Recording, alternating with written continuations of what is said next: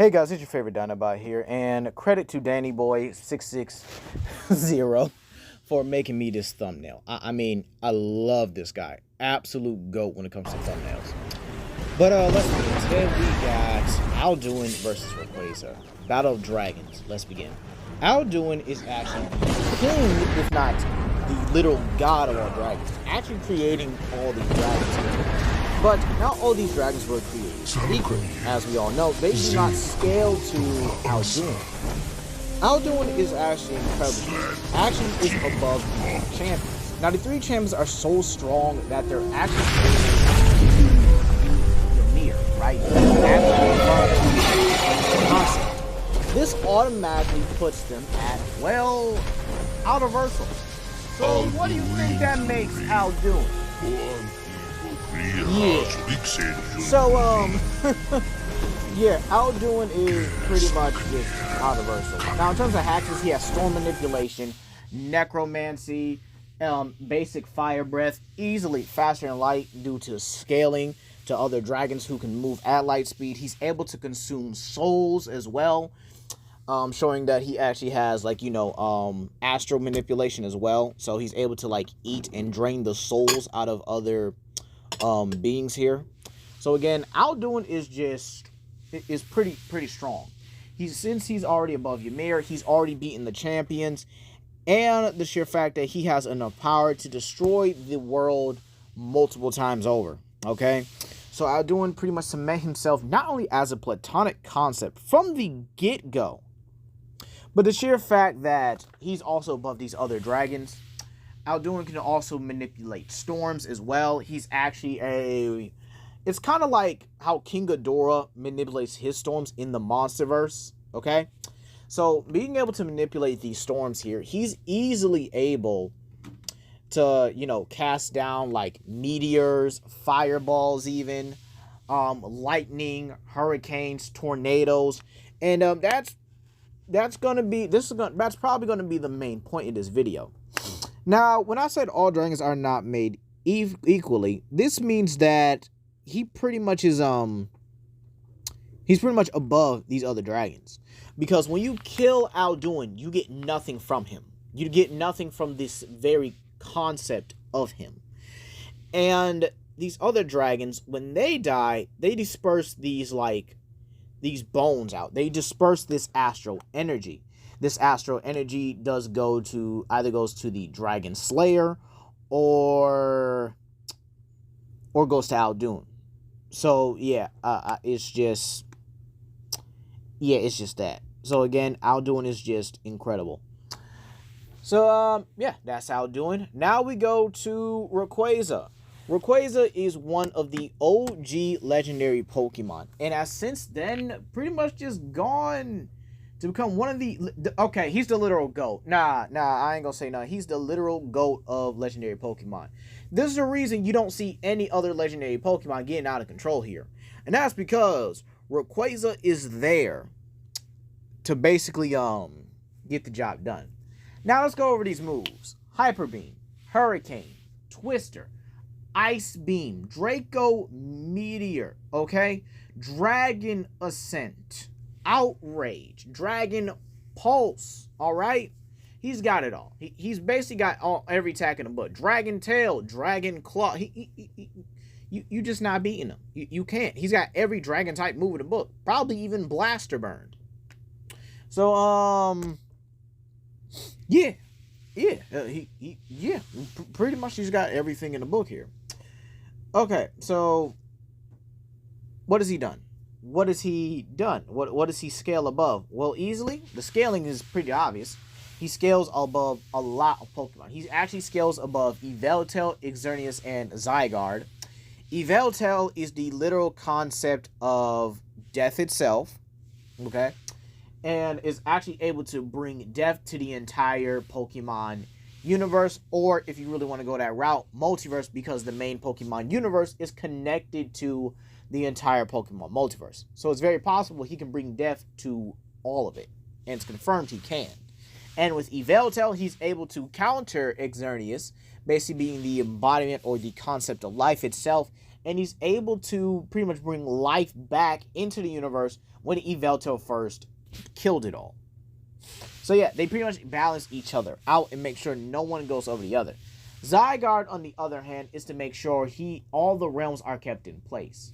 Zygarde, in his 50% form, right, is so strong that he can hold every Pokemon realm. Yeah, that's actual lore. I'm not kidding. He's actually able to hold all the Pokemon realms, including Ultra Space, Dialga and Palkia's Spatial and Time Realm, even Giratina's Distortion World are all held in place by him. Speaking of which, Rayquaza has actually been able to 6v1 the Creation Trio, Primal Groudon, and Primal Kyogre. It's actually even confirmed that Rayquaza, before he even got his Mega Evolution, was able to overwhelm Groudon and Kyogre with his power.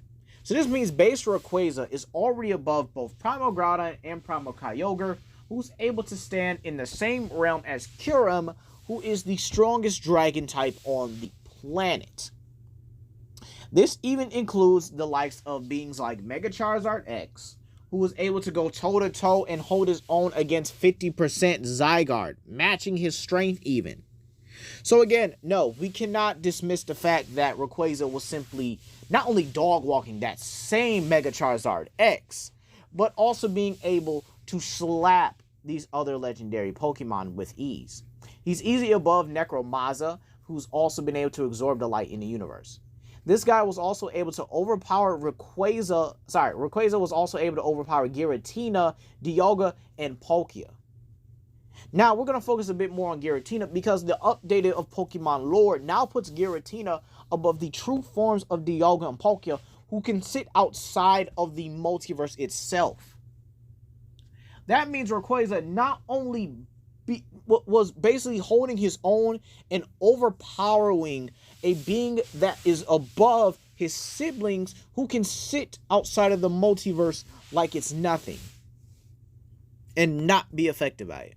So Rayquaza pretty much sits on such a high pedestal in the Pokemon cosmic hierarchy that the simply fighting him himself is just an absolute impossibility. You wonder why he's really never lost a fight. He's consistent. He's very consistent in both the Pokemon anime and manga as well. So yeah, that's basically what we have. He's also incredibly fast, able to easily transverse through space.